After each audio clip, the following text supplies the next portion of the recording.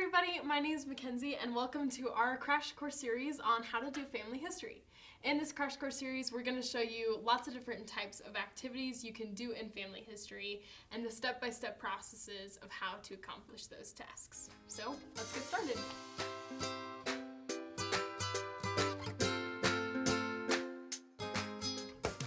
So sometimes family history can be a little overwhelming or confusing. But that doesn't mean it should stop us from trying to do our family history. There's not a certain kind of person or a stereotype of somebody who's good at family history. Family history should be done by everyone and anyone. Alright, so the first step in doing family history is setting up our family search accounts. So we're not going to go through that in this video, so if you need to, go ahead and pause the video and set that up right now. Okay, the second step in family history is figuring out what's already been done. What work do you need to accomplish, and what work do you have that you can base your work off of? And a great place to start that is asking your parents or relatives you know who've done past family history what they've accomplished, and then going from there, because that'll give you a good baseline of where you need to begin. So if you need to as well, pause the video and maybe take some time to figure that information out. Alright, cool. So now let's do a quick tour of what your family search account looks like. So you're going to look at it and it's going to kind of look like a newsfeed type of layout, like social media would. So on the left, there's going to be pictures of your ancestors, almost like a Facebook feed of different memories people have posted. And then on the right are some fun activities and recommended tasks. Now, if you look at recommended tasks, they give some suggestions about people who need their work done. So right over here, you might see that little green temple. And that means somebody attached to that temple hasn't had all their ordinances done. If there's a little blue note next to it, that means there's a hint. And in future videos, you can look it up and we've explained what that hint means. So if you need to, you can pause this video to check out that video as well. Now at the top, we're going to click Family Tree. And that is going to show us how far back our work's been done. And so with that, we're going to be able to see what ancestors have had work done and what work still needs to be done for some of our ancestors. And so if you need to, take a minute to pause the video and kind of familiarize yourself with that.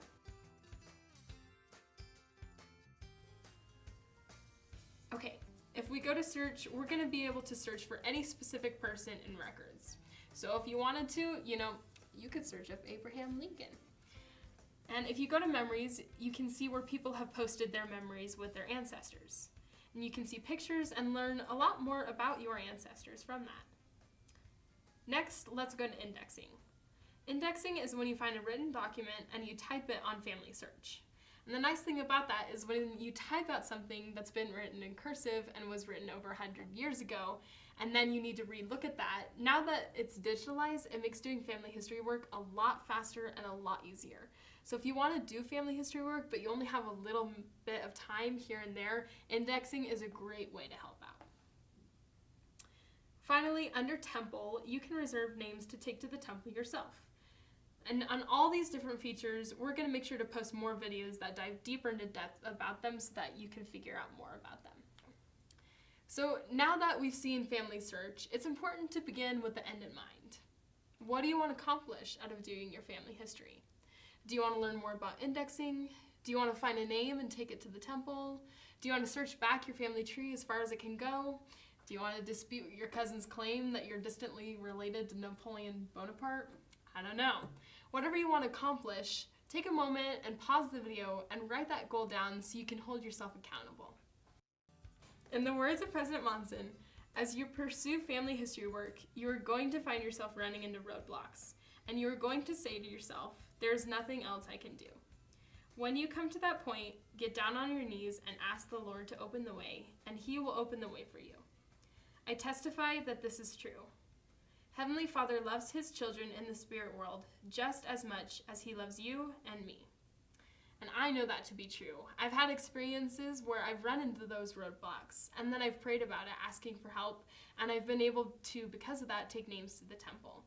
And it's super important we do that, because by doing family history work, we're allowing all of God's children opportunities to return back home to Him. In the next couple of videos, we're going to show you more tasks that you can do on family history and the step-by-step processes to do those. So go ahead and subscribe to our channel so you can always stay in the loop when we post new videos and learn more about family history so that you can help those who got you to where you are today.